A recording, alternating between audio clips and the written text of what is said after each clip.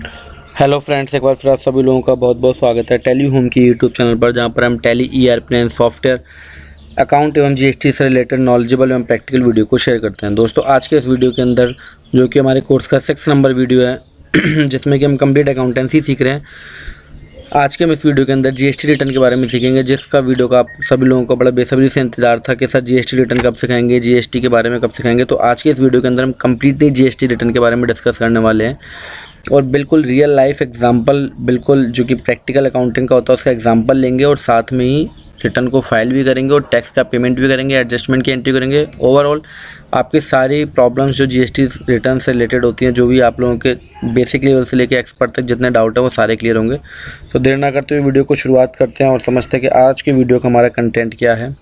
सो पहले तो मैं आपको ये बताना चाहूँगा क्योंकि कई बार क्या होता है, नए व्यूअर्स भी जुड़ रहे होते हैं। जो पुराने व्यूअर्स हैं उनको तो पता ही है, जो नए व्यूअर्स जुड़ रहे हैं उनको ये बताना ज़रूरी है कि अभी तक की वीडियोस के अंदर हमने क्या सीखा, जिससे कि वो इस वीडियो को देखने से पहले पिछली वीडियो को भी ध्यान से देख ले। तो जो हमारा वीडियो नंबर फर्स्ट था उसके अंदर हमने सीखा था all about accounting basic concept, totally practical सीखा था।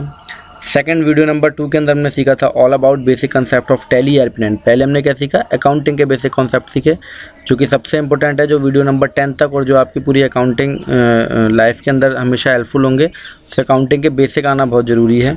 फिर टैली के बेसिक सीखे। देन हमने सीखा अकाउंटिंग फॉर ट्रेडिंग यूनिट, मतलब इन्वेंट्री क्वेश्चन करा है, एक ट्रेडिंग यूनिट का मतलब था, वो सब आपको बताया, बार बार रिपीट नहीं करेंगे। ट्रेडिंग यूनिट की अकाउंटिंग सीखी थी, इन्वेंट्री मेंटेन करना सीखा था। देन हमने सीखा accounting for manufacturing unit, manufacturing unit में कैसे अकाउंटिंग किया थी, मैन्युफैक्चरिंग जर्नल का कैसे यूज़ किया था। उसके बाद वीडियो नंबर 5 में हमने सीखा accounting for service sector unit. So यहाँ पर हमने तीनों यूनिटों को कवर कर लिया था। ट्रेडिंग जहाँ पे माल खरीदा बेचा जाता है, मैन्युफैक्चरिंग जहाँ पे माल को मैन्युफैक्चर किया जाता है, सर्विस सेक्टर यूनिट जहाँ पर ना तो माल को खरीदा जाता है ना माल को बेचा जाता है। सो यही 3 तरीके की अकाउंटिंग होती है। तीनों अकाउंटिंग हमने यहाँ पर कवर कर ली टैली ईआरपी 9 के साथ। अब जो हमारा छठा वीडियो है, जिससे कि आज से एडवांस अकाउंटिंग की शुरुआत होती है। सो आज की वीडियो के अंदर हम कम्प्लीटली जीएसटी के बारे में सीखने वाले हैं। सो जो भी नए हैं वो पहले पिछले वीडियो 5 को देखें, जिससे कि उनके बेस और बिल्कुल मजबूत हो जाएं। सो आज की वीडियो का जो हमारा कंटेंट है वो है what is GST and basic knowledge of GST. सबसे पहले हम जीएसटी की बेसिक नॉलेज को समझेंगे, क्योंकि बेसिक नॉलेज होना किसी भी चीज़ का बहुत ज़रूरी है। जब तक आपको नॉलेज नहीं है तो आप एक्सपर्टीज़ नहीं हो सकते और आप रट्टे नहीं मारना है। यहाँ पे रट्टे तो मारने नहीं है, हमें कोई पेपर तो देना नहीं है, प्रैक्टिकल अकाउंटिंग सीख रहे हैं। सो बेसिक नॉलेज होना बहुत ज़रूरी है। नॉलेज के बेस पे आपको सारी चीज़ें मेमोराइज होती हैं। देन हम सीखेंगे important word use in GST. GST के अंदर कौन कौन से इंपॉर्टेंट वर्ड यूज़ होते हैं, ये सारी चीज़ें क्यों मेंटेन कर रहे हैं, क्योंकि जिससे कि जो बिल्कुल फ्रेशर हैं व्यूअर्स उनको भी ये सारी कहानी समझ में आ जाए। Type of dealer supply and tax under GST, how to calculate GST tax and working of GST, जो कि बहुत प्रॉब्लम रहती है जो नए लोग हैं कि जीएसटी कैलकुलेट कैसे करें, साहब कितना टैक्स जमा करना है, कैसे पता करें। तो वो सारी वर्किंग इसमें सीखेंगे। All about GST R 2A and how to claim maximum ITC, ये सीखेंगे। Live demo of GST R 3B and GST R 1। तो वीडियो पूरा देखें, क्योंकि इसमें लाइव डेमो भी है जीएसटी आर 3B और जीएसटी आर 1 दोनों रिटर्न को फाइल करने का। Then live demo of excess GST payment, जो जीएसटी का पेमेंट बनेगा उसको पेमेंट कैसे करा जाता है उसका भी लाइव डेमो है इसके अंदर। And adjustment entry in Tally ERP 9। Then how to operate GST portal like expert, GST portal को कैसे ऑपरेट करें प्रोफेशनल की तरह, तो वो भी सीखेंगे। तो overall complete video for GST and GST return. So इसमें हम सब कुछ सीखने वाले हैं। तो वीडियो थोड़ा लंबा भी हो सकता है, पर आपको वीडियो को स्किप नहीं करना है अगर आपको अच्छे से सीखना है तो सबसे पहले फटाफट से समझते हैं what is GST in India. GST क्या है? जीएसटी एक इनडायरेक्ट टैक्स है जो कि गुड्स और सप्लाई एंड सर्विस के ऊपर लगता है, जो कि सप्लाई गुड्स की सप्लाई पे भी लगता है और सर्विस की सप्लाई भी लगता है। जैसे कि हमने पिछले क्वेश्चन के अंदर सीखा, जीएसटी इनेबल करना वगैरह सब आप सीख ही चुके हो। सर्विस के ऊपर कैसे जीएसटी लगता है वो सीख चुके हो, गुड्स के ऊपर कैसे लगता है वो सीख चुके हो, इसलिए इसका नाम गुड्स एंड सर्विस टैक्स। और पिछले वीडियो के अंदर हमने गुड्स और सर्विस दोनों को ही कवर करा है। Then this law has replaced many indirect tax law that previously exist in India। पहले हमारे इंडिया के अंदर ये लॉ आने से पहले, जीएसटी आने से पहले बहुत सारे टैक्स थे। हर स्टेट का अपना एक टैक्स था, वैट अपना आना था हर स्टेट का।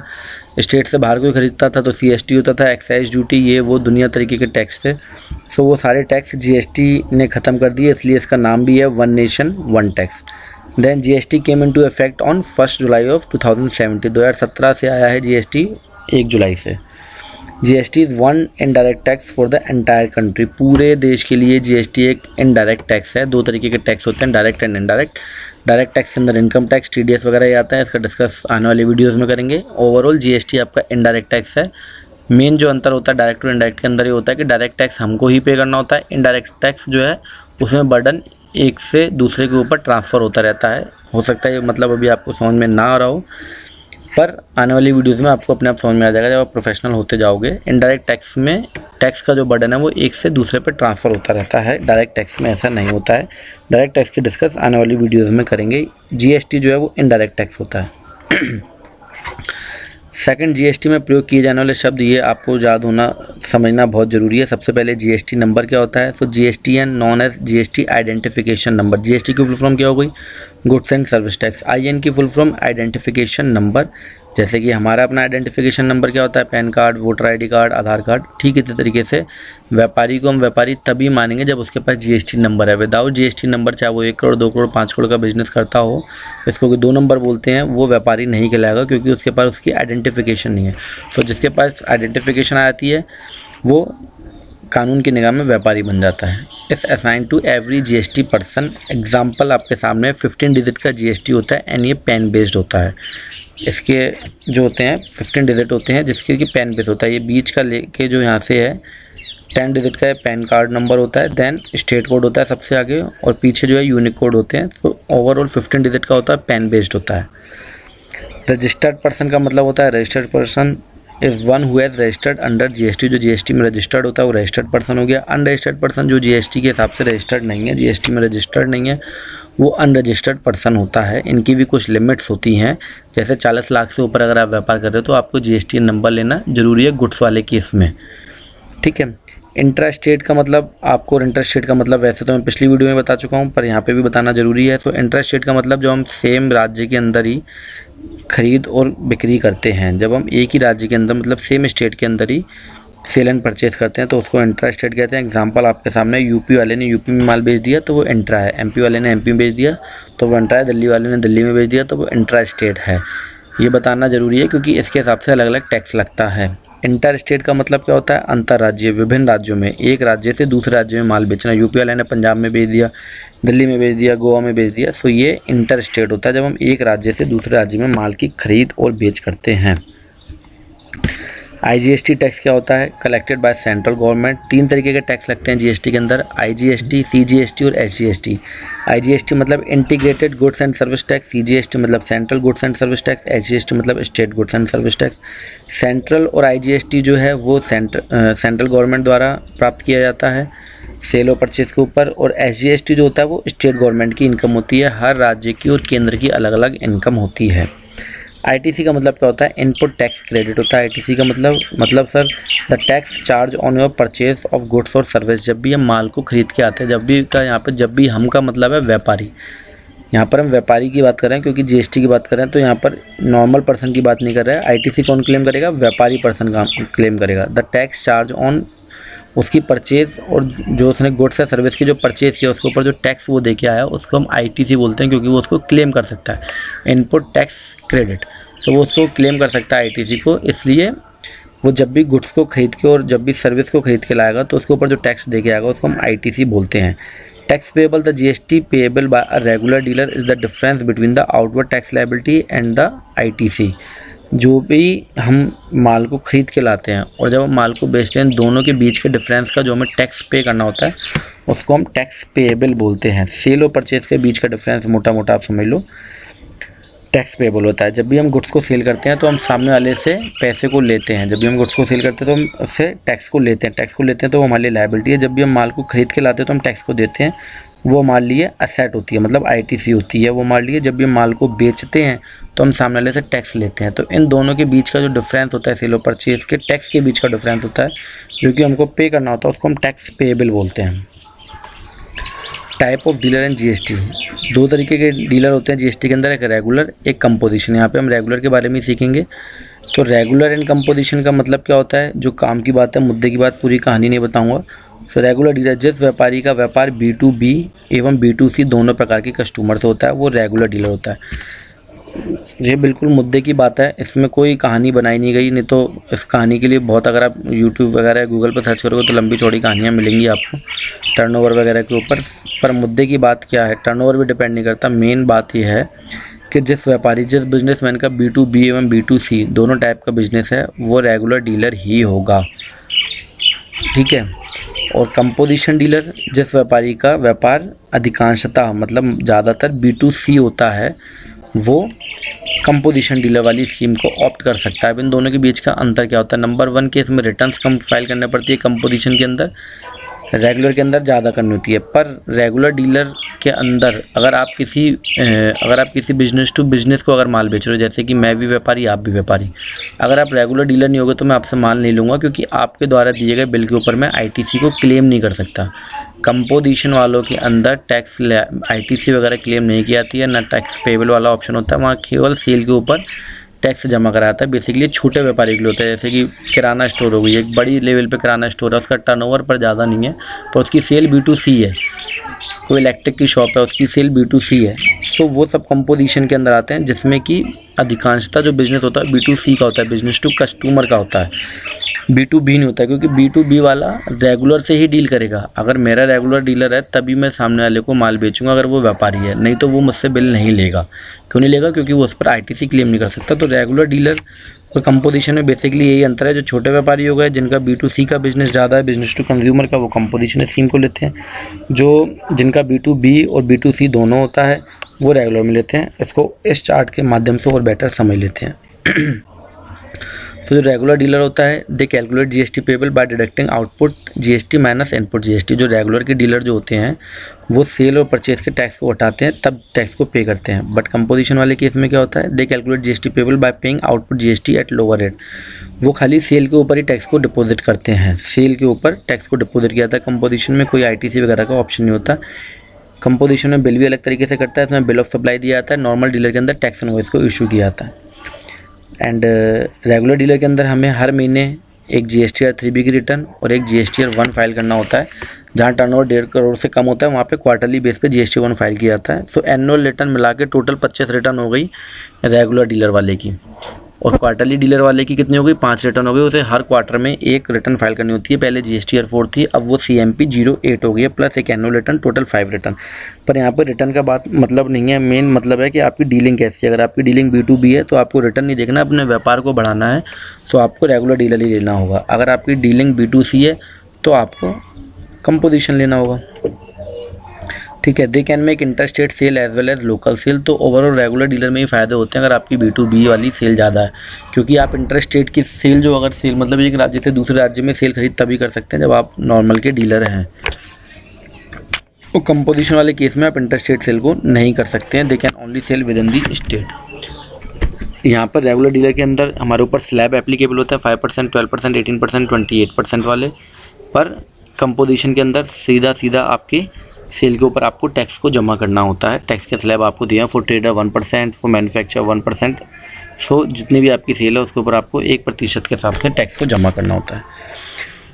It is applicable for large SSE having turnover greater than 1.5 crore. जो टर्नओवर वाली बात होती है वो ये है कि अगर आप 1.5 करोड़ से ऊपर के हैं तो आप ऑटोमेटिकली आपको रेगुलर के डीलर ही बनना होगा। पर अगर आप 1.5 करोड़ से कम के हैं तो आप ऑप्ट कर सकते हो, मतलब आप चूज़ कर सकते हो कि आपको रेगुलर बनना है कि कंपोजिशन बनना है। अगर आप 1.5 करोड़ से कम के हो तो, अगर आप 1.5 करोड़ से ज़्यादा हो तो आपको सीधा रेगुलर ही लेना पड़ेगा।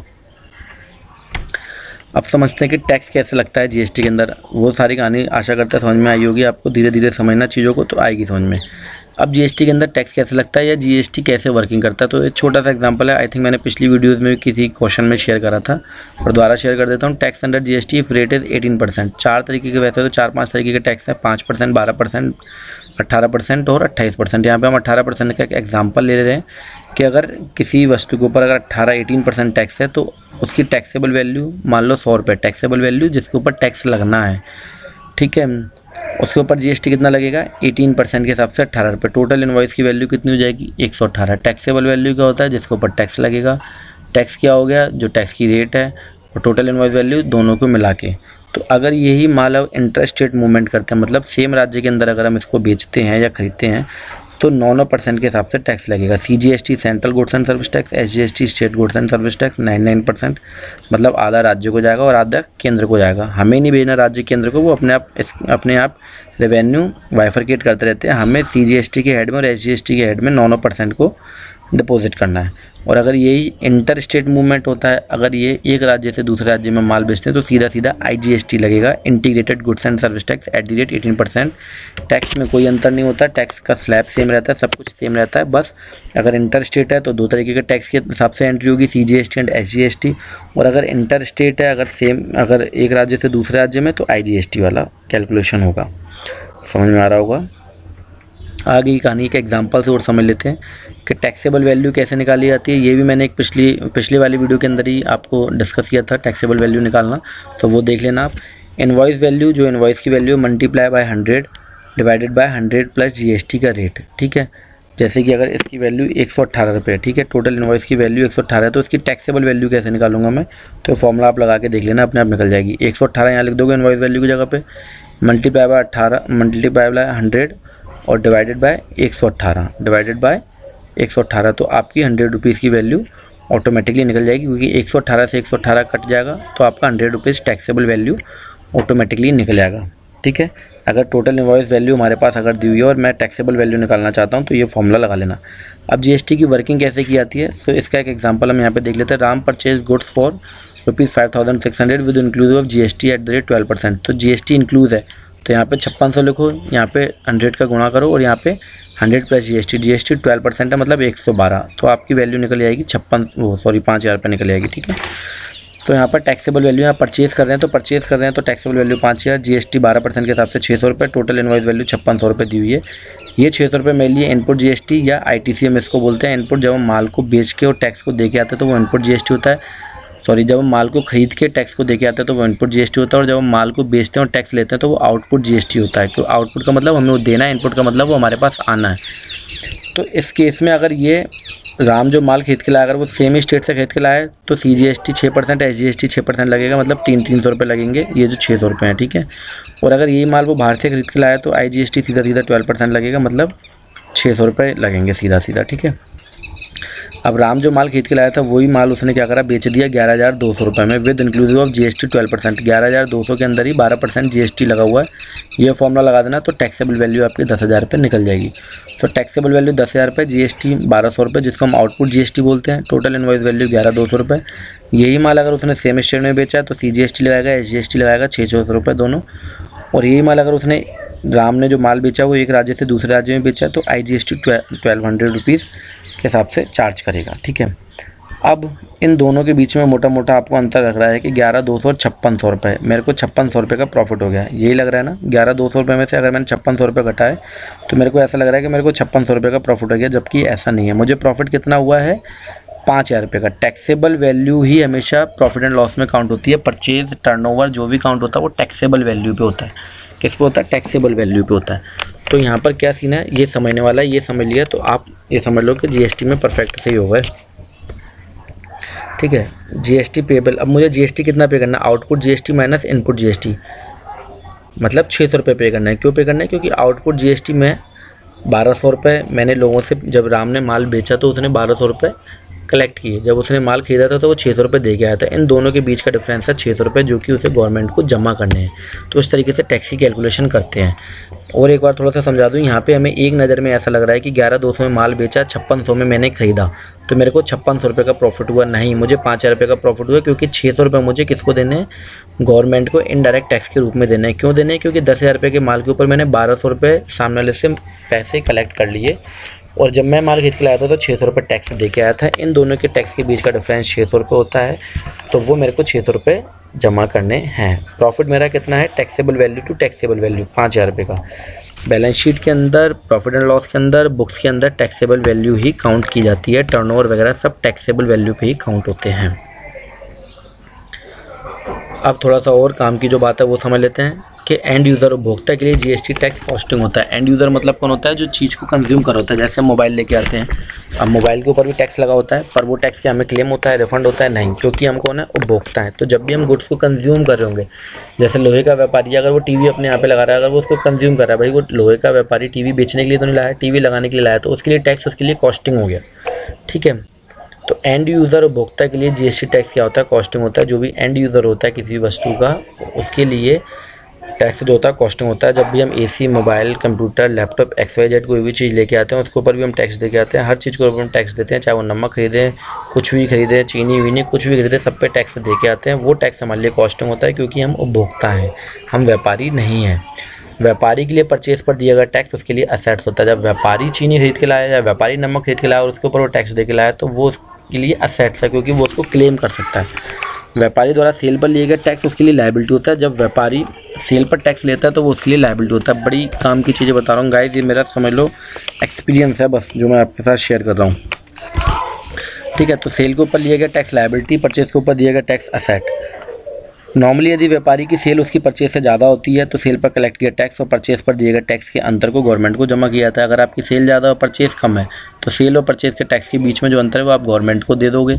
नॉर्मली केस के अंदर कुछ एक्सेप्शनल केस भी होते हैं, वो डिस्कस करना जरूरी नहीं क्योंकि वो थोड़े से बड़े लेवल पे हैं। सामान्यतः यदि व्यापारी की परचेज उसकी सेल से ज़्यादा होती है, अगर परचेज ज़्यादा है और सेल कम है किसी महीने के अंदर, तो मेरे को कोई टैक्स पे नहीं करना, मेरी ITC कैरी फॉरवर्ड हो जाएगी। ठीक है, important GST return and due date of return of filing. GSTR 3B क्या होती है? समरी होती है सेल और परचेज की, मंथली बेस पे फाइल होती है। नॉर्मल रिटर्न वाले केस में बता रहा हूँ, कंपोजिशन वाले केस में नहीं।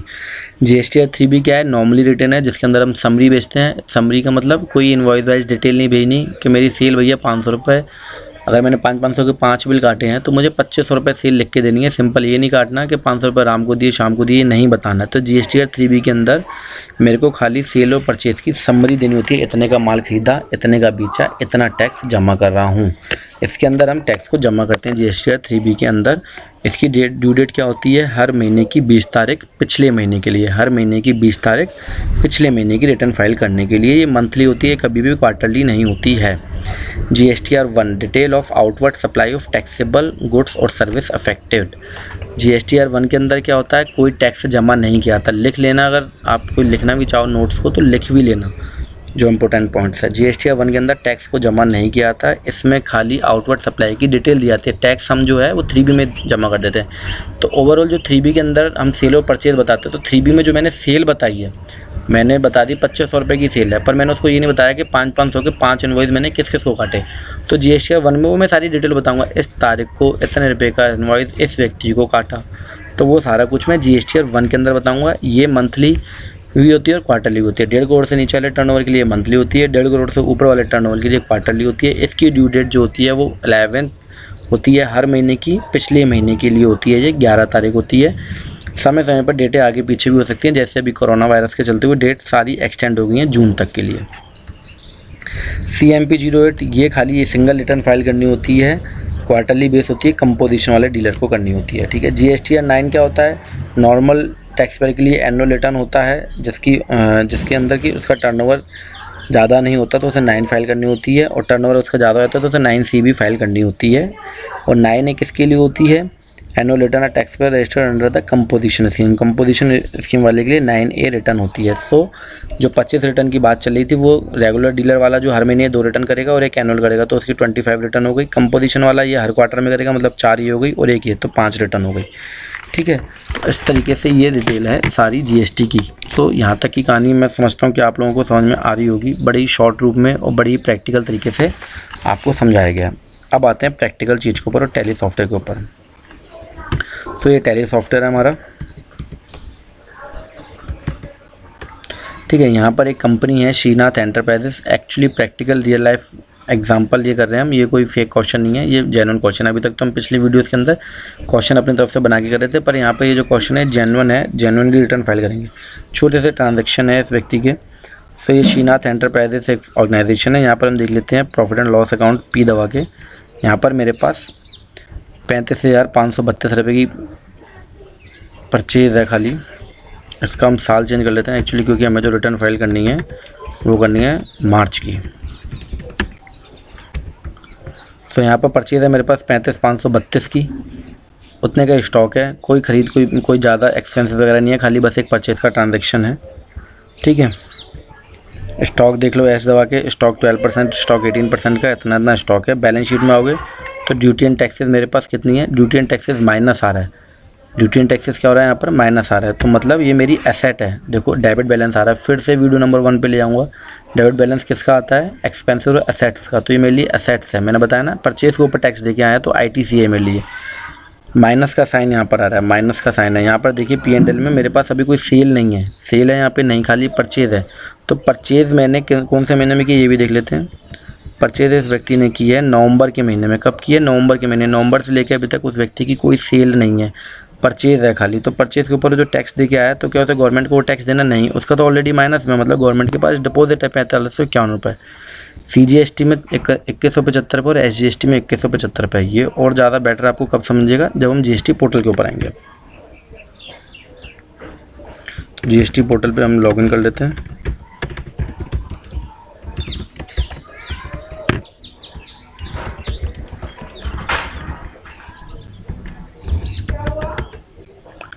ये हमने लॉगिन कर लिया, ठीक है। बड़े ध्यान से वीडियो को समझो, जो भी नए हैं, थोड़े बहुत एक्सपीरियंस भी है, उनको बड़े मज़ा आएगा इस वीडियो के अंदर।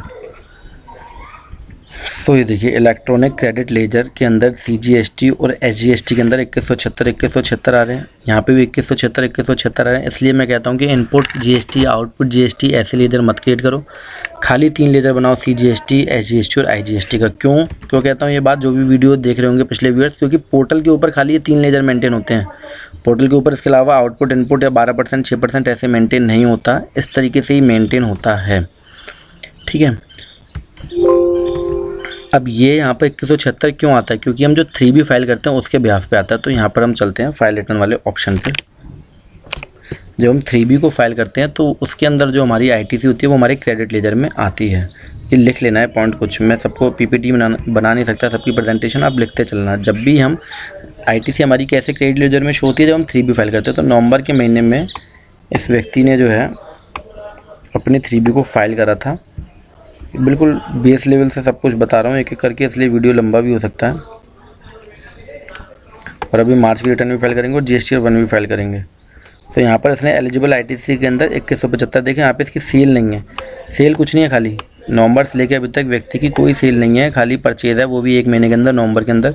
सो इस बिहाफ पे हमारा यहाँ पर क्रेडिट लेयर में शो कर रहा है। अब क्वेश्चन उठता है कि जिससे मैंने माल खरीदा, जो कि GSTR 2A की बात जो आप लोग सुनते होंगे, तो जिससे मैंने माल खरीदा, क्या उसने रिटर्न फाइल करी, या फिर अगर उसने रिटर्न फाइल नहीं करी तो क्या मैं टैक्स को क्लेम कर सकता हूं। तो और एक क्वेश्चन कुछ एक व्यूअर्स मेरा है जो कि बार बार यही मेरे को कमेंट करते हैं कि 10% ITC वाला। तो पहली बात तो मैं यहीं पे आपको क्लियर कर दूं कि 10% ITC वाला अभी जो है वो आगे के लिए अभी पोस्टपोन कर दिया कोरोना वायरस के चलते हुए। तो 10% ITC वाले कॉलम को भूल जाओ अभी आप, कि मैं जितना मेरे पोर्टल पर जो भी 2A के अंदर जो ITC आ रही होगी उसका मैं 10% और ज़्यादा क्लेम कर सकता हूँ, उसको 10% का क्लॉज बोलते हैं। ITC हम क्लेम कब कर सकते हैं, ये भी एक क्वेश्चन आप लिख लेना। ITC क्लेम कब कर सकते हैं, जब मेरे पास प्रॉपर टैक्स इनवॉइस हो, मेरे पास प्रॉपर इनवॉइस की कॉपी हो, साइंड कॉपी हो, रजिस्टर्ड डीलर की कॉपी हो, तो मैं ITC को क्लेम कर सकता हूँ। सेकेंड नंबर पर मेरे पे गुड्स रिसीव हुआ, ठीक है। पहली कंडीशन क्या है कि मेरे पास उसकी इनवॉइस की कॉपी हो। जब भी केस होगा, जब भी स्क्रूटनी होगी, तो आपको इनवॉइस की कॉपी को ले जाना पड़ेगा। सो फाइल रिटर्न पे आते हैं अगेन, नवंबर के ऊपर ही आते हैं और इसको सर्च करते हैं। और अब हम आएंगे GSTR 2A पे। GSTR 2A में फाइल नहीं करना होता, 3B और 1 हमें फाइल करना होता है। 3B देखो उसका फाइल है और 1 की डेट थी 11/12/2019, तो वो दिसंबर वाली रिटर्न के अंदर फाइल हुआ होगा। ये हमने 2A पे क्लिक करा। 2A पे क्लिक करने के बाद B2B इनवॉइस के अंदर जिससे हमने माल खरीदा है, यहाँ पर हम देख लेते हैं माल हमने किससे खरीदा है। हम भी अपना ऐसा करते हैं, 2A पे खोल लेते हैं, 2A टैली के अंदर खोल लेते हैं, display, Saturday report, GSTR 2, 2A के अंदर हम महीना खोल लेते हैं नवंबर, क्योंकि नवंबर के महीने की है। तो यहाँ पर देखो ये B2B इनवॉइस में आ रहा है ना, किस में आ रहा है, B2B इनवॉइस में। अब देखो इस व्यक्ति का जो मैं बता रहा था कंपोजिशन और रेगुलर वाली कहानी, इस व्यक्ति का टर्नओवर कुछ भी नहीं है, आपको दिख रहा है 35,000 रुपये, पर ये रेगुलर का डीलर है। क्यों है, क्योंकि इसकी सेल क्या है, B2B है, इसलिए रेगुलर का डीलर है। तो यहाँ हमने दिव्यांश इन्फोटेक प्राइवेट लिमिटेड से खरीदा है। ये 2 इनवॉइस है। ठीक इसी तरीके से यहाँ पे भी हमारा दिव्यांश इन्फोटेक आ रहा है GST पोर्टल पे, ये GST नंबर है, ठीक है। इस पर हम क्लिक कर सकते हैं और देख सकते हैं दोनों इनवॉइस को कि जो मैंने माल खरीदा उसका सामने वाले रिटर्न फाइल करा कि नहीं करा। तो ये 803 जिसके अंदर की टैक्स है 1145 803 के अंदर, तो 1145 1030 1030 1030 1030 ये टैक्सेबल वैल्यू है। ठीक है। तो ये मतलब रिटर्न जो 2A है उसमें रिफ्लेक्ट हो रहा है, मतलब जिससे मैंने माल खरीदा था उसने रिटर्न फाइल कर दिया, तो मेरे 2A में रिफ्लेक्ट हो रहा है, और 2A में रिफ्लेक्ट हो रहा है तो बात पक्की हो गई कि जो मैंने ITC क्लेम करा है वो ठीक है। कईयों बार ज़रूरी नहीं है कि आपने जिस महीने में फाइल करा उस महीने में आपके 2A में रिफ्लेक्ट हो गया, हो सकता है सामने वाले ने फाइल ना करा, अकाउंटेंट नहीं आया हो, या वो उसका टर्नओवर कम है तो क्वार्टरली बेस पे फाइल करेगा। सो अभी आप इतना समझ लो कहानी, क्योंकि अभी आप हो सकता है भाई जो बड़े लेवल पे होने तो पता ही होगा कि ITC कैसे क्लेम करते हैं, छोटे लेवल पे भी अकाउंट असिस्टेंट है वो इतना समझ लो कि आपके पास अगर प्रॉपर इनवॉइस की कॉपी है तो आप ITC को क्लेम कर सकते हो, चाहे वो 2A में रिफ्लेक्ट हो रही हो और चाहे वो नहीं हो रही हो।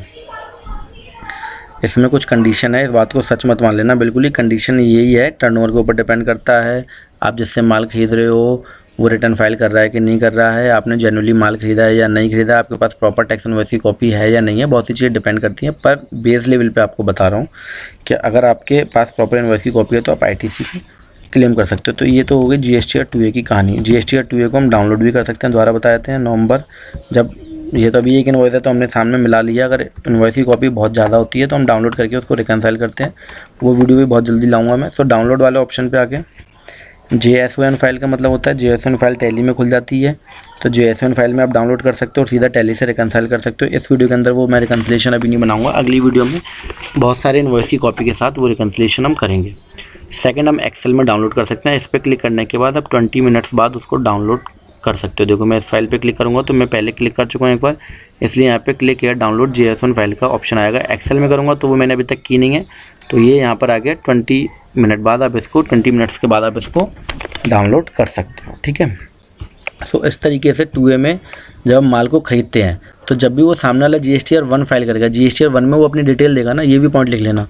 GSTR 1 में हम डिटेल देते हैं सेल और सेल की खाली, GSTR 1 में हम सेल की डिटेल देते हैं इनवॉइस वाइज। तो जो हम इनवॉइस वाइज डिटेल देते हैं वो जिसको हमने माल बेचा उसके पोर्टल पर रिफ्लेक्ट होगा, ठीक है। तो इस कंडीशन में मैंने दिव्यांश इन्फोटेक से माल खरीदा था, तो दिव्यांश इन्फोटेक से जब मैंने माल खरीदा तो उसने अपना GSTR 1 फाइल किया होगा, जब उसने अपना GSTR 1 फाइल किया तो वो मेरे GSTR 2A में रिफ्लेक्ट हो रहा है, तो इसलिए GSTR 1 फाइल करना जरूरी होता है, उसका अपना महत्व है। GSTR 3B का अपना मतलब है। GSTR 3B में कोई इनवॉइस की डिटेल नहीं आती, उसमें खाली हमें टैक्स जमा करना होता है, गवर्नमेंट को बताना होता है मैंने कितनी सेल और कितनी परचेज की है। ये पॉइंट्स को आप लिखते जाइएगा। GSTR 1 के फाइलिंग से ही हमारे GSTR 2A में रिफ्लेक्ट होता है, ठीक है। अब बहुत बढ़िया चीज़ होने वाली है, अब जो होने वाली है, अब इस बंदे ने क्या करा, सेल कर दी इनवॉइस नंबर 1 और 2। अब ये व्यक्ति क्या करता है, मैन्युअली बिल काटता है। क्या करता है, मैन्युअली बिल काटता है। हो सकता है आपको क्लियर ना आ रहा हो तो थोड़ा सा मैंने बड़ा कर दिया है। अब इस व्यक्ति ने क्या करा, सेल के बिल काट दिए। श्रीनाथ एंटरप्राइजेज ने बिल काट दिया तिसगुन हेल्थ केयर को, जो कि GSTN वाला है। GST नंबर जहाँ पे आया था मतलब B2B सेल हो गई। इनवॉइस नंबर 1 ये मैन्युअली उन्होंने बिल काट दिया, उसका बिल बुक मेरे पास आई, तो अब हम इसको टैली में फीड कर रहे हैं। सेल में आएंगे वाउचर F8, डेट है 20/3/2020। इनवॉइस नंबर 1, तो मेरा भी इनवॉइस नंबर यहाँ 1 ही होना चाहिए, मेरा भी इनवॉइस नंबर क्या होना चाहिए, 1 होना चाहिए, ठीक है। Alt C करके पार्टी क्रिएट करेंगे, Tisgun health care sundry, director पैसे देगा, एड्रेस लिखा है 154/1 Sant Nagar phase 1 Dayalbagh. Then GST number डाल देंगे इस पार्टी का, जो भी GST नंबर है। आपको अगर इनवॉइस की कॉपी वैसे तो क्लियर दिख रही होगी, मैंने जूम कर दिया है। ये GST नंबर है, तो GST नंबर यहाँ फिल कर देते हैं 09। ये एक्चुअल है, यहाँ पे कुछ भी फेक नहीं है, सब कुछ एक्चुअल कहानी है। तो ये हमने पार्टी का GST नंबर क्रिएट कर दिया। Alt C सेल का लेजर बनाएंगे, सेल अकाउंट अंडर सेल। कोई GST को हम यहाँ पे टैक्स की रेट नहीं डालेंगे, खाली एप्लीकेबल करेंगे। पिछली वीडियो से आप ये सारी चीज़ों को नॉलेज को गेन कर सकते हो। सेल टैक्सेबल लेंगे क्योंकि लोकल में माल बेच रहे हैं। क्या माल बेच रहे हैं, थोड़ा सा नीचे आ जाते हैं। रोरिटो पेन एंड पेंसिल, सो यहाँ पर हम लिखेंगे रोरिटो पेन एंड पेंसिल। ये आ गया। कितने कार्टून बेच रहे हैं, 23 कार्टून बेच रहे हैं। 17,400 रुपये टैक्सेबल वैल्यू हो गई। और इसी में रोरिटो करेक्शन पेन, देखिए यहाँ पे 12% और 18% अलग अलग है। तो मुझे पता है कि करेक्शन पेन जो है वो 18% में आता है। तो इसका एक कार्टून है, नहीं सॉरी 22 कार्टून इसके हैं। इन्होंने पूरी डिटेल नहीं लिखी पर मेरे पास फ़ोन आ गया था तो मुझे डिटेल पता है। और एक कार्टून इसका है जिसकी वैल्यू है 250 रुपये टैक्सेबल वैल्यू। लोकल में माल बेचना है इसलिए CGST और SGST लगाएंगे।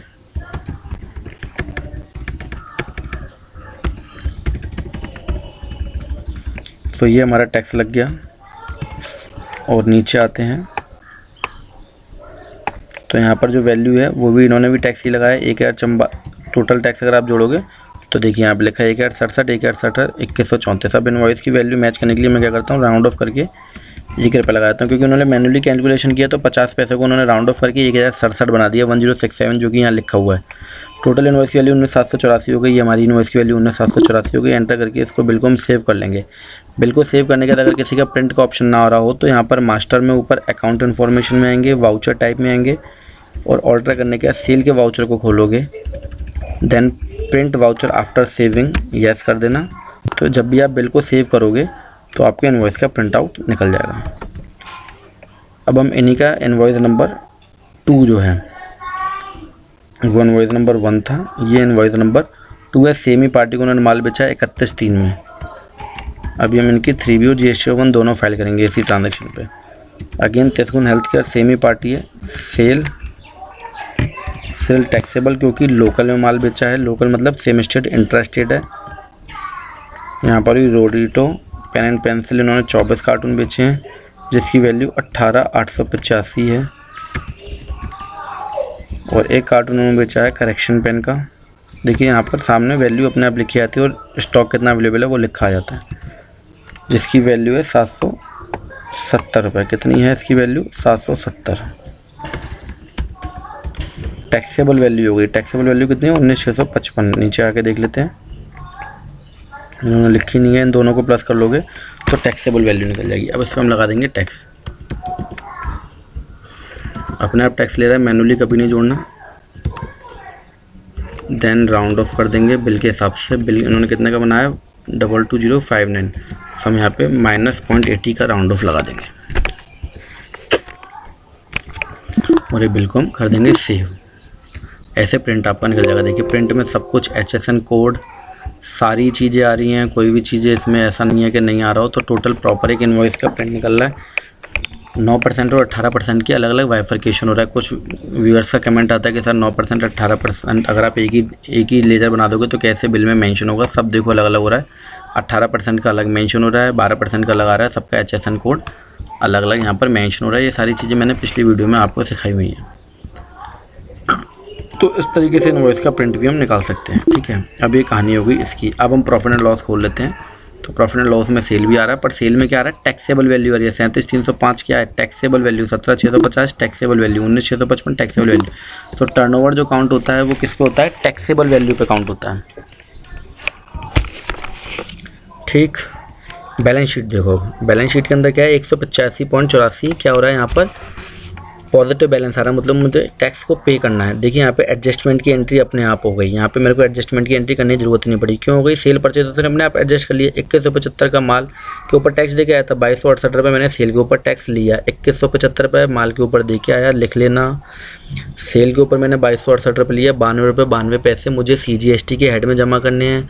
92 रुपये 92 पैसे मुझे SGST के। इन दोनों हेड का हमेशा बैलेंस इक्वल ही होना चाहिए, क्योंकि टैक्स के रेट इक्वल ही होते हैं। ऐसा नहीं है CGST 5 है तो SGST 9 है, नहीं, दोनों के इक्वल रेट है, इसलिए इक्वल बैलेंस होना चाहिए। कोई एडजस्टमेंट की एंट्री पास नहीं की। इनपुट आउटपुट का लेजर बनाता तो अलग अलग एडजस्टमेंट की एंट्री मुझको पास करने पड़ती, पर यहाँ पे नहीं करना पड़ी।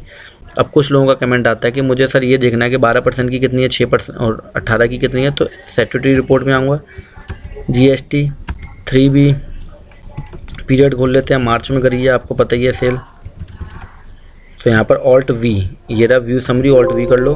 आपके पास 12 और 18% की अलग अलग सारी सेल आपके पास बाइफरकेट हो जाएगी। इसी तरीके से अगर मुझे परचेज को देखना है, जैसे कि 3B खोल लो, नवंबर वाला खोल लो, नवंबर में परचेज की थी।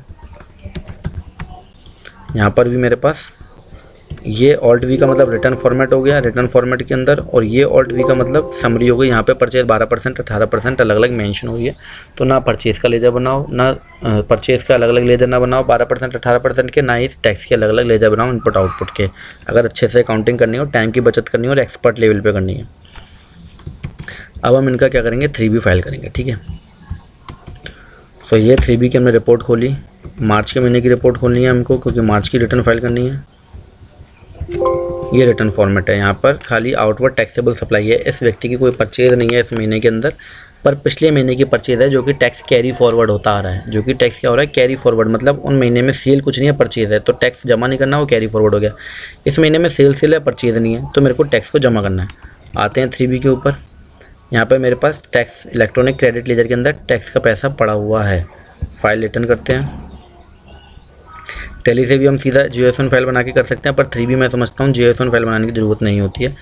पहले पिछले महीने की हम देख लेते हैं कि फरवरी तक की फ़ाइल हुई है कि नहीं हुई है। इसको देखने का तरीका एक तो ये हो गया, फरवरी सेलेक्ट करके हमने देख लिया, फाइल है रिटर्न। दूसरा तरीका क्या होता है, चलो वो तरीका बताऊंगा वीडियो को लास्ट में, कुछ सस्पेंस भी तो रहना चाहिए। अब इस महीने मेरे को 2 रिटर्न फाइल करनी है। कितनी रिटर्न फाइल करनी है, 2 GSTR 1 और GSTR 3B, जिनकी डेट आगे हो चुकी है, पर हम फाइल अभी कर रहे हैं। देखो फरवरी का अगर मैं क्लिक करता हूँ तो यहाँ पे मेरे को दोनों रिटर्न फाइल नहीं करनी। ये हाईलाइट नहीं हो रहा GSTR 1, खाली 3B हाईलाइट हो रहा है, जो मैं फाइल्ड कर चुका हूँ, जो कि नील की रिटर्न गई है। जो कि क्या गई है, नील की रिटर्न गई है, जिसमें कि सेल परचेज नहीं थी। मार्च में क्या है, सेल है। प्रिपेयर ऑनलाइन पे क्लिक करेंगे। कोई बड़ी बात नहीं है, रिकॉर्ड कर ली तो काम बड़ा आसान है। जैसे इस पर लिखा हो वैसे वहीं पे फाइल कर देना। इसी तरीके से कॉलम वहाँ पे आ रहे होंगे। ये वैसे ही एक पॉपअप आ गया जो आपको बता रहा है कि भैया क्या क्या हुआ 3B के अंदर। पढ़ना चाहो पढ़ लेना। Do you want to nil return, no करेंगे। इन क्वेश्चन आंसर के जवाब देना सीख लो। Have you made any supply, कि आपने कोई सप्लाई की है तो इसको यस कर दो, चाहे कैसी भी की हो, एग्जाम्पलेड की हो, रिलेटेड की हो, कैसी भी यहाँ की है। Have you made any interstate supply, क्या आपने एक राज्य से दूसरे राज्य में बेचा, नहीं। इन्हीं क्वेश्चन आंसर के बिहाफ पे आगे की विंडो आपकी ओपन होती है। Do you have any ITC, नहीं, क्योंकि मेरे पास परचेज नहीं है। क्या कोई लेट फीस, नहीं। कुछ इंटरेस्ट फीस, नहीं, कुछ भी नहीं है। तो मेरा एक ही यस था, तो मेरे पास एक ही विंडो यस वाली खुलेगी, वो ये मेरे पास खुल गई है, हाईलाइट नहीं है। ये खुल गई टैक्स ऑन आउटवर्ड सप्लाईज। ठीक है, 3.1, तो यहाँ भी क्या लिखा है 3.1, बिल्कुल टैली की रिपोर्ट और GST पोर्टल की रिपोर्ट डिट्टो मैच करती है। 3.1 को हम क्लिक करेंगे तो उसके अंदर ए कॉलम, तो यहाँ पर भी एक कॉलम है, सेम लैंग्वेज लिखी है, अदर टैक्सेबल सप्लाई। तो इसमें दिमाग क्या लगाना बहुत ज़्यादा, मेन है रिकॉर्डिंग करना आनी चाहिए। इसके ऊपर हम एंटर कर लेते हैं एक बार। तो 37,305 की टैक्सेबल वैल्यू, यहाँ पर मुझे टैक्सेबल वैल्यू बतानी है 37,305। इंटीग्रेटेड टैक्स है क्या, नहीं है। टैली की रिपोर्ट में सब कुछ आ रहा है। और ये टैक्स कितना है 2268.90, तो यहाँ पे 2268.90 लिख दो। सॉरी IGST में लिख दिया मैंने, इसको जीरो करके 2268.90। जब आप CGST में लिखोगे तो SGST में अपने आप आ जाएगा। क्या और भी कुछ है क्या, बैक स्केप्स की से बाहर आओ, B C D E किसी में कुछ फिगर है, नहीं है। तो यहाँ पर मेरे को फिगर लिखनी नहीं है कुछ भी। ठीक है, मतलब मेरी सेल है खाली, इसको आप कंफर्म कर लो। और कुछ है, नहीं है, तो सेव GSTR 3B कर दो। इसको जब तक हम आगे नहीं करेंगे जब तक यहाँ पे सक्सेसफुली लिखा नहीं आएगा। अभी यहाँ पे सक्सेसफुली लिखा आएगा, GSTR 3B detail save successfully.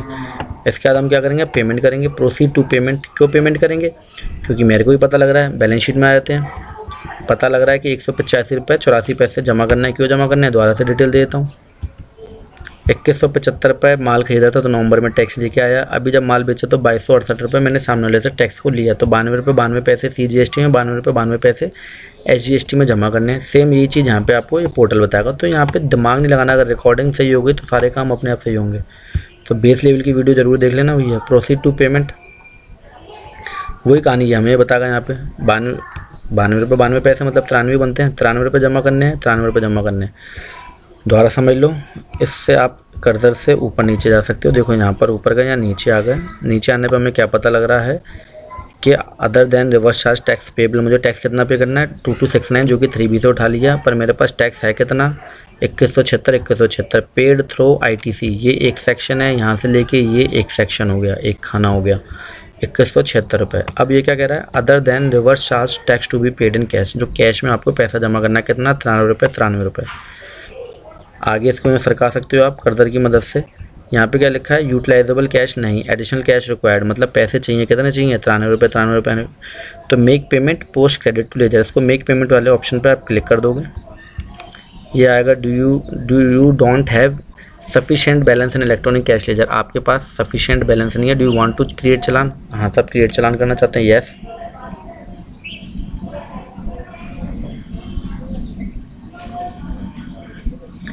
तो ये विंडो चलेगी अपने आप, CGST SGST में आ गया, वही कहानी मैं यहाँ पे बता रहा हूँ आपको। तो एक ही लेजर बनाना, अगर ज़िंदगी में बढ़िया अकाउंटेंट बनना है तो सलाह मान लो भैया, लिख लो।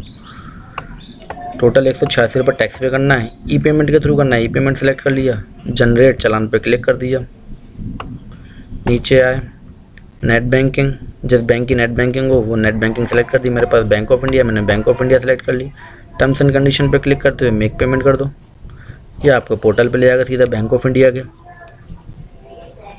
तो एक कंप्लीट वीडियो है, अभी GSTR 1 भी फाइल करना करेंगे, सीखेंगे। प्लीज़ क्लिक हियर टू पे, ये बैंक ऑफ इंडिया का पोर्टल खुल गया, यहाँ पर अपनी लॉगिन ID डालो, पासवर्ड डालो, सबमिट कर दो।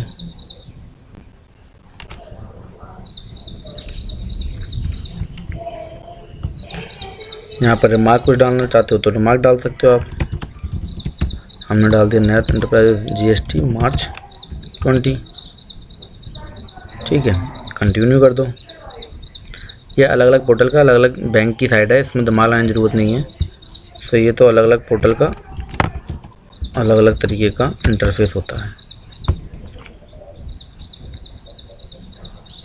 ये पेमेंट सक्सेसफुल हो गया,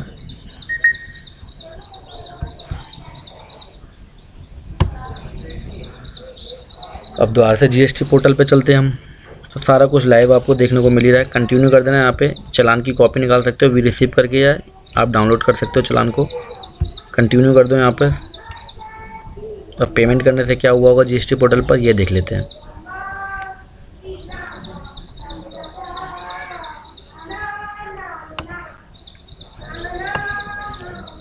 अब मुझे क्या कह रहा है, वो 93 रुपये पे करने थे, पर अब यहाँ पे जो पैसा नहीं आ रहा था वो यहाँ हो गया। अब एडिशनल कैश रिक्वायर्ड 0, यूटिलाइजेबल कैश, जो मैंने पेमेंट किया वो मेरे पास कैश यहाँ पर आ गया, ठीक है। यहाँ पर कैश लेजर बैलेंस के अंदर वो 93 रुपये आ गए, क्योंकि मैंने पेमेंट कर दिया। पेमेंट जब भी हम करते हैं तो कैश लेजर में बैलेंस आता है, जब CB फाइल करते हैं तो क्रेडिट लेजर में बैलेंस आता है। इसको मेक पेमेंट पोस्ट टू कर दोगे। अब उसका हमारे पास सफिशिएंट बैलेंस है, इसलिए हमारे पास इनसफिशिएंट बैलेंस वाला मैसेज नहीं आ रहा और ऑफसेट सक्सेसफुल हो गया, और इसको हम ओके कर देंगे। देन प्रोसीड टू फाइल, यहाँ पर टिक करते हुए EVC का ऑप्शन सेलेक्ट करेंगे और इसको file GSTR with EVC, OTP आ जाएगा।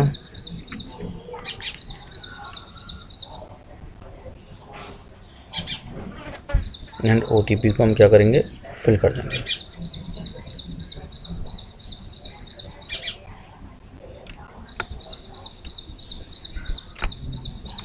OTP आ गया है और हम एक बार चेक कर लेते हैं कैप्स लॉक ऑन है कि नहीं है।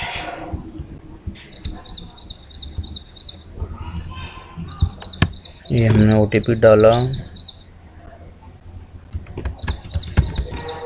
एंड ये वेरीफाई। फिर ये हमारी रिटर्न हो गई सक्सेसफुल फाइल। ओके पे क्लिक करोगे, डाउनलोड कर सकते हो। अब PDF में डाउनलोड हो जाएगी फाइल आपकी, या नीचे डाउनलोड हो गई है, ठीक है। बैक आओगे आप, अगेन डैशबोर्ड पे आ जाओ।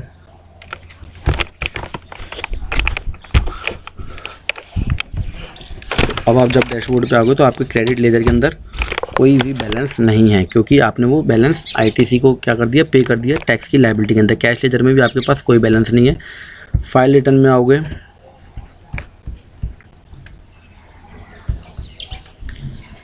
एंड सर्च करेंगे मार्च में आके, तो ये रिटर्न मेरी क्या हो गई, फाइल हो गई। ये रिटर्न मेरी क्या हो गई, फाइल हो गई, ठीक है। अब मैंने पेमेंट करा यहाँ पे कितने का, 92 रुपये, और 92 रुपये का ये पेमेंट मैंने कर दिया पोर्टल पे। तो मैं क्या करूँगा, वाउचर में आऊँगा, F5 पेमेंट, CGST, खाली एक ही एंट्री पास करनी पड़ी इसकी, SGST, और ये पैसे किसको दिए। अब श्रीनाथ एंटरप्राइजेस के लिए मैं कौन हूँ, मैं एडवोकेट हूँ, मैं वकील हूँ उसका, तो मैंने रिटर्न फाइल की, इसलिए वो मेरा नाम क्रिएट कर सकता है सन्डी के एडिटर के अंदर।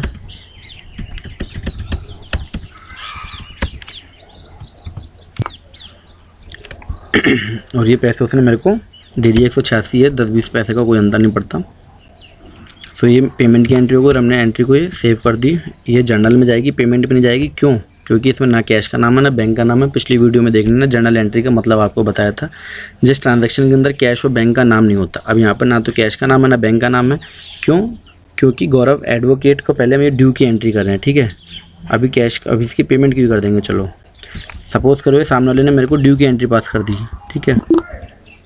अब उसने मेरे को पेमेंट ड्यू कर दिया, तो अब वो F5 में आएगा। गौरव एडवोकेट 185 रुपये 84 पैसे जो हैं वो उसने मेरे को पे कर दिया। अब आप कहोगे सर 186 करे तो भैया राउंड ऑफ में डाल लो, ये लो 16 पैसे राउंड ऑफ में डाल के कैश में उसने मान लो पे कर दिए। सो एंट्री पेमेंट की भी हो गई। अब बैलेंस शीट में आओ, तो बैलेंस शीट में अब ड्यूटी एंड टैक्सेस 0 हो गया। क्यों हो गया 0? आप F12 की को प्रेस करके और यहाँ ओपनिंग बैलेंस ट्रांजेक्शन को यस करते हुए देख सकते हो 2268.90 2268.90। कैसे? ये एंट्री आप प्रेस कर लो। 92 रुपये टैक्स जमा करा और बाकी सेल का टैक्स और परचेज का टैक्स अलग अलग बाइफरकेट अपने आप हो गया। तो इस तरीके से एडजस्टमेंट की एंट्री, पेमेंट की एंट्री, सारी एंट्रीज आपकी ऑटोमेटिकली हो गई। बहुत ज़्यादा दिमाग लगाना नहीं पड़ा, एडजस्टमेंट हो गया। क्यों? क्योंकि हमने 3 सिंगल लेजर क्रिएट करे थे, ठीक है भाई। अब आते हैं GSTF1 की कहानी के ऊपर। GSTF1 में क्या होगा? डिटेल जाएगी। डिटेल क्या है हमारे पास? डिस्प्ले में आओ, स्टैच्यूटरी रिपोर्ट में आओ, GSTR1 में आओ। महीना खोल लो मार्च का, क्योंकि मार्च की जानी है। जानी तो उनकी 1 जनवरी से है, क्योंकि क्वार्टरली वाले टर्नओवर कम है। 1 जनवरी से खाली मार्च में इनके 2 बिल हैं B2B। ये कहानी है सारी इनकी, ठीक है। तो अब इसको कैसे फाइल करेंगे? इसके लिए हम क्या करेंगे? JSON फाइल बना लेते हैं इसकी एक। तो control E export GSTR1, control E के नीचे डबल लाइन है, तो कंट्रोल के साथ प्रेस करना पड़ेगा। कंट्रोल E JSON फाइल, ये ऑफलाइन मोड पे आपको फाइल करना सिखाया था। यहाँ पे एक्सपोर्ट डॉक्यूमेंट समरी को जरूर आप यस कर लीजिएगा, उसको आप कर लेना यस JSON फाइल करके। तो ये आपकी फ़ाइल यहाँ पे आ गई। हम इसको यहाँ से कॉपी कर लेते हैं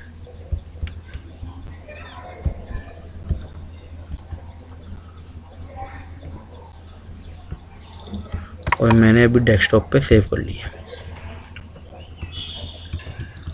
GSTR पोर्टल पे आए। GSTR1 को फाइल करने से पहले 3B से जरूर मिलाना चाहिए। देखो 3B के अंदर मेरी GSTR1 में सेल है 37,305, तो मेरी 3B में सेल कितनी है ये भी देख लेते हैं। तो ये जरूर मिलाना आप कि 37,305 यहीं पे, तो मतलब मेरी 3B और GSTR1 आपस में सेल मैच होनी चाहिए। बेसिकली सेल की खाली डिटेल जा रही है, ठीक है। पोर्टल से मैच करना चाहते हो तो पोर्टल से ऐसे कर सकते हो। यहाँ पर आ जाओ, comparison of liability declared and ITC claim, जो हमने नीचे कॉलम लिखा था ना, जो अपनी वीडियो के अंदर जब हम ये बना रहे थे, तो जो आज की वीडियो का जो कंटेंट था उसमें मैंने आपको एक चीज़ बताई थी कि how to operate GST portal like expert. तो जब भी GSTR1 जब हम फाइल करने लगते हैं तो हम पहले इस वाले कॉलम में आते हैं, comparison of liability declared and ITC claim. View पे क्लिक करो तो यहाँ पर सारी रिटर्न आपकी आ जाएंगी automatically. ITC credit claim and due वाले ऑप्शन पे क्लिक करो।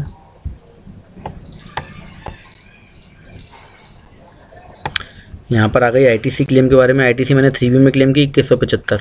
ITC ऑटो पॉपुलेटेड इन GSTR2 है 2175।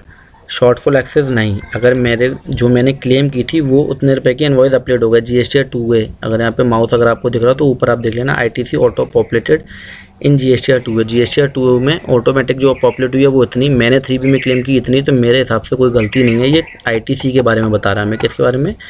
ITC मतलब परचेज के बारे में। उसके बाद सब जगह 0 था, ना मैंने खरीद की ना कोई ट्यूब में रिफ्लेक्ट हुआ। बैक आ जाओ, तो अभी आपको 3B और 1 का पूरा चार्ट दे रहा है। देखो अक्टूबर में फॉर्म का रजिस्ट्रेशन हुआ था, नील की रिटर्न गई थी, नवंबर में नील की रिटर्न गई थी, तो अभी तक नील की रिटर्न जा रही है। ये 3B और GSTR1 का। 3B में हमारी 4537 रुपये 80 पैसे टैक्स है, और हमारे GSTR1 में टैक्स कितना है?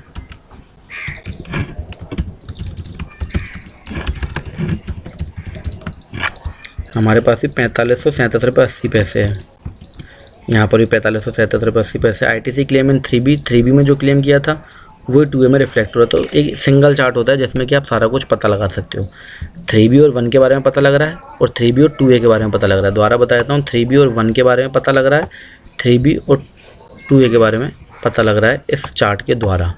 ये बता रहा है मेरे को कि मैंने नवंबर में 3B फाइल की थी और 2A में इतना ही पैसा आया था। ये बता रहा है कि 3B मैंने मार्च में फाइल की, पर 2A अभी फाइल नहीं की। और यहाँ पे जो है क्वार्टरली अक्टूबर नवंबर दिसंबर वाली क्वार्टरली की थी, यहाँ 0 था, 3B भी 0 थी, तो GSTR 1 भी 0 था। उससे पहले GSTR नंबर ही नहीं था, तो कोई रिटर्न का कॉलम ही नहीं आता। सो अब मार्च की फाइल करेंगे और 4537 रुपये हमारा टैक्स है। इसका मतलब ये है कि कैलकुलेशन मेरी यहाँ पर ठीक है GSTR 1 और 3B की। ये बिल बहुत कम है, तो अभी इसमें दिक्कत नहीं हो रही है कोई बहुत ज़्यादा, नहीं तो आपको दिक्कत भी आ सकती है, थोड़ी बहुत दिमाग भी लगाना पड़ेगा, पर मिलाने का तरीका यही है। सर्च में गए, मार्च के अंदर GSTR 1 पे प्रिपेयर ऑफलाइन पे क्लिक करेंगे, देन चूज़ फाइल कर लेंगे। कहाँ पे सेव की थी हमने? डेस्कटॉप पे सेव की थी। सारी कहानी अपने आप अपलोड हो जाएगी। ये रही हमारी फाइल, इसको ओके कर दो। ये अभी 15 मिनट बाद हमें प्रोसेस होके बता देगी। सो हम इसको 15 मिनट बाद चेक करेंगे और तभी हम इसको फाइल करेंगे। तो 15 मिनट के लिए आप भी चाय पानी पियो, 15 मिनट बाद जब ये वीडियो दोबारा से कंटिन्यू करेंगे, ठीक है। सो गाइस, जब तक 15 मिनट पूरे होते हैं, जब तक कुछ इंपॉर्टेंट पॉइंट्स जो कि रिटर्न फाइल करते समय हमें ध्यान भी रखने चाहिए और आपके अकाउंट में हेल्पफुल भी होंगे, तो वो आप लिखना भी चाहो तो लिख भी सकते हो। सबसे पहला पॉइंट ये है कि GSTR 3B को फाइल करने से पहले आप GSTR 2A को ज़रूर चेक करें। GSTR 3B को फाइल करने से पहले आप GSTR 2A को ज़रूर चेक करें। क्यों चेक करें? क्योंकि GSTR 3B में आप क्या करोगे? ITC क्लेम कर रहे हो परचेज के ऊपर, तो जो परचेज के ऊपर ITC जो क्लेम कर रहे हो वो पहले 2A में जाकर चेक करो कि कौन कौन सा परचेज के बिल की ITC मेरे पास आ रही है पोर्टल पे, और जो जो नहीं आ रही है वो किन किन की है।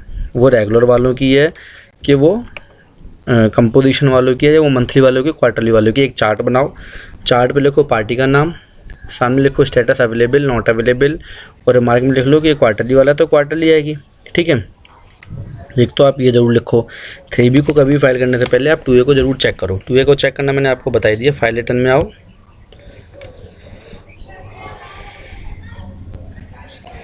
जिस महीने का 2A चेक करना है उस महीने को यहाँ पर सर्च कर लो और 2A को ओपन करके यहाँ पर, वैसे तो मैं इस पर एक वीडियो लाऊंगा, पर अभी आप पॉइंट लिखना चाहो तो लिख सकते हो। 3B को रिटर्न फाइल को करने से पहले आप 2A में जाके ITC को चेक करो।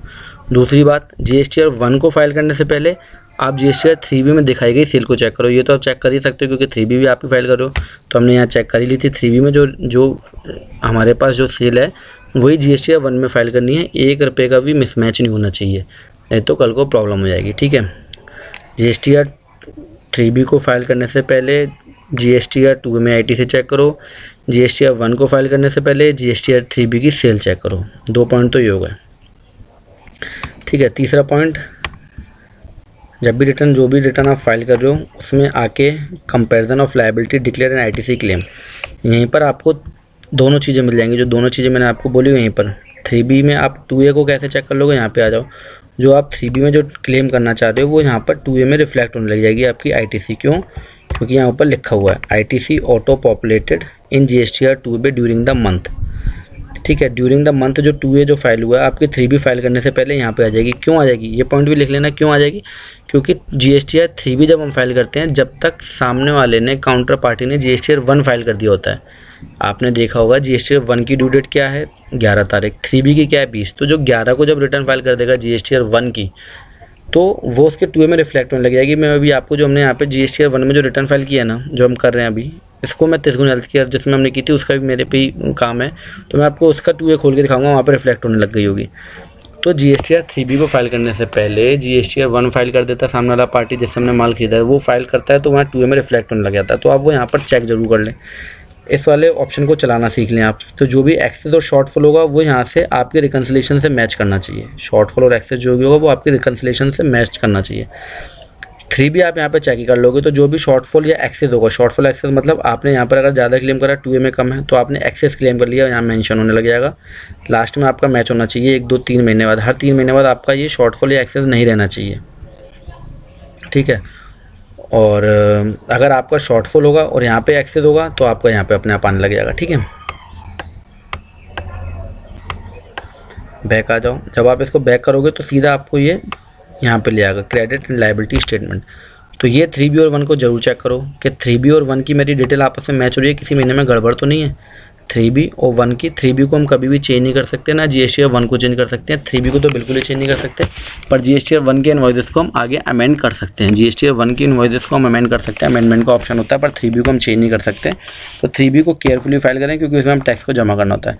तो 3B और 1 का डाटा यहाँ पे मैच हो जाता है, 3B और 2A का डाटा आपको यहाँ पे मिल जाता है। तो ये ऑप्शन ज़रूर आप देखें। इसके अलावा पोर्टल के ऊपर कैश लेजर देख लेते हैं। चलो, जो हमने चालान जमा करा था, रिटर्न देख सकते हो आप। रिटर्न का स्टेटस क्या, ट्रैक रिटर्न स्टेटस पे आ जाओ। तो जब तक वो अपलोड हो रही है GST 1, जब तक मैंने सोचा चलो आपको कुछ काम की चीज़ें, जो फाइल है तो इस तरीके से आप मार्च का फाइल, फरवरी का फाइल, जनवरी का फाइल, दिसंबर का GST 1 और 3B दोनों फाइल है। तो इस तरीके से आप ट्रैक स्टेटस भी देख सकते हो।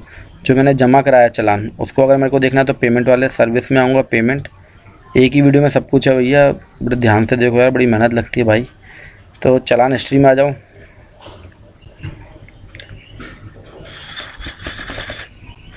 चालान हिस्ट्री में जो हमने 186 का जो पेमेंट करा था वो यहाँ से हम डाउनलोड कर सकते हैं। इस पर क्लिक करो तो आपका ये यहाँ पर खुल गया। बैंक ऑफ इंडिया से पेमेंट करा सामने वाले पार्टी ने, डाउनलोड कर लो उसको यहाँ से। जब आपको डाउनलोड हो गया, इसको आप ओपन कर लो। ओपन करोगे, PDF में डाउनलोड होता है, ये आपका खुल गया। पार्टी का नाम आ जाता है, ठीक है, GST नंबर आ जाता है, डेट आ जाती है, कितने रुपये किस हेड में जमा करें वो आ जाते हैं। हेड 3 ही है, CGST, IGST और SGST। इसलिए ध्यान रखिए, गवर्नमेंट ऑफ इंडिया को गया CGST, ये स्टेट गवर्नमेंट को गया SGST। तो ये 3 लेजर को मेंटेन करना ज़रूर सीखें। इसके अलावा चौथा लेजर ना बनाएं बिल्कुल भी। एडजस्टमेंट की एंट्री अपने आप हो जाती है। बाकी एडजस्टमेंट की एंट्रीज़ के ऊपर हमने ऑलरेडी वीडियो बनाई हुई है, न्यू GST रिटर्न पे वीडियो बनाई हुई है। तो किसी पोर्टल को रन करते समय आप पोर्टल को चलाना ज़रूर सीखें। तो एक बार चेक करते हैं, चलिएगा अब कि वहाँ पे अपडेट हुआ है कि नहीं हुआ। GST 1 मार्च में आएंगे, यहाँ पर GST 1। अब हम प्रिपेयर ऑनलाइन में आएंगे। ऑफलाइन में हमने JS1 फाइल अपलोड कर दी, इसी पे एक बार क्लिक करके देख लेते हैं। प्रोसेस्ड हो चुकी है, यहाँ पे तो दिखा रहा है प्रोसेस्ड हो चुकी है। तो रिटर्न में वापस आते हैं।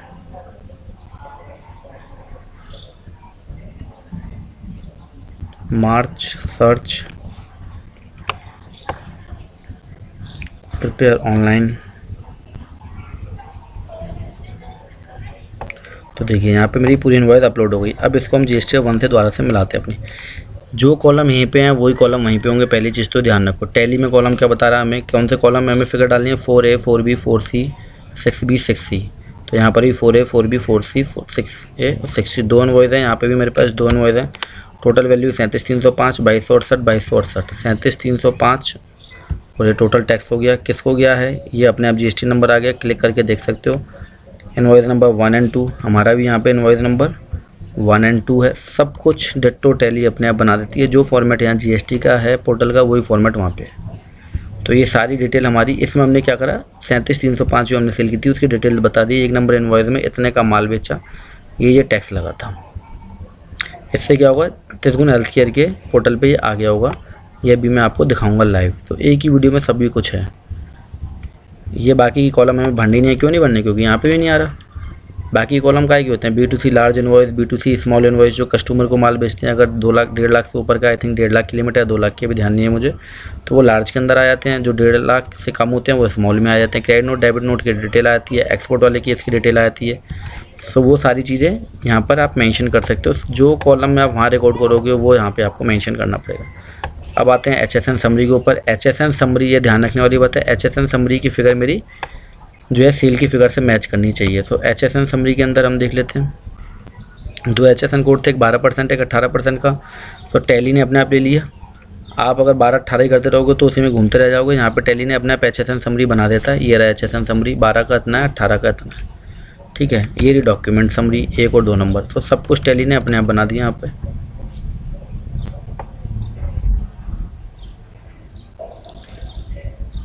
ये हमारी हो गई HSN समरी, नीचे आएंगे और ये हमारी डॉक्यूमेंट समरी का मतलब मैंने कितने इनवॉइस किए पूरे महीने में, 1 से लेकर 2 तक, 2 इनवॉइस मैंने इशू करे। बाकी की डिटेल फिल करने की कोई बहुत ही ज़रूरत नहीं है।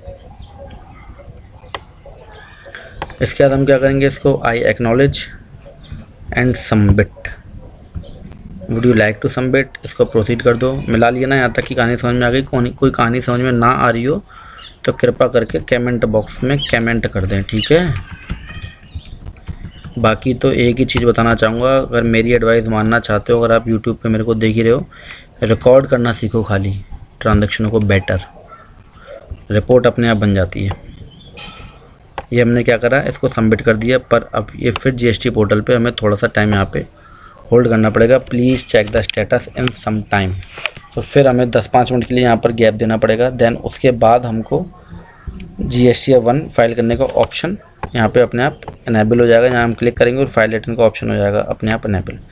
होल्ड करूँ क्या, सोच रहा हूँ कि नहीं करूँ, और दोबारा से फिर 10 मिनट बाद आना पड़ेगा।